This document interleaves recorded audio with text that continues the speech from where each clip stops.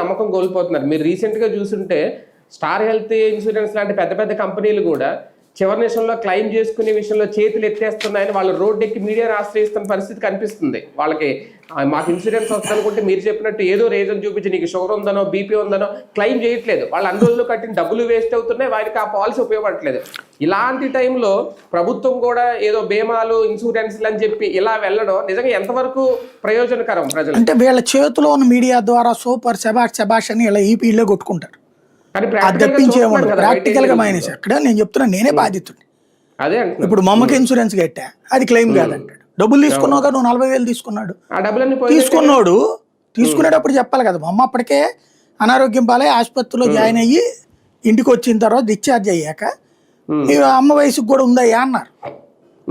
సరే అని 2 ఏళ్ళు కట్టా, 20,000 40,000 రూపాయలు డబ్బులు కట్టా.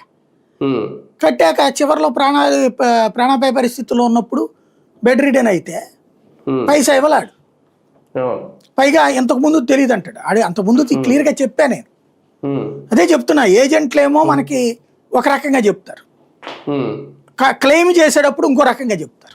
ఇప్పుడున్న పరిస్థితుల్లో సార్ ఒక వయసు వచ్చాక ఈ రోజుల్లో బీపీ షుగర్ అనేది కామన్ గా వచ్చేస్తున్న దీర్ఘకాలిక వ్యాధుల్లో మొదటి లైన్లో ఉంటాయి 2. మన ఇన్సూరెన్స్ క్లెయిమ్ చేసినట్టు అవి లేకపోవచ్చు, కట్టినప్పటికీ క్లెయిమ్ చేసుకునే టైంకి అవి ఉండొచ్చు, అవి రిజెక్ట్ చేస్తున్నారు. ఇంక దానివల్ల ఇన్సూరెన్స్ ఇంకెందుకు కట్టాలి? అదే కదా ఇప్పుడు వచ్చిన గొడవ వాళ్ళకి.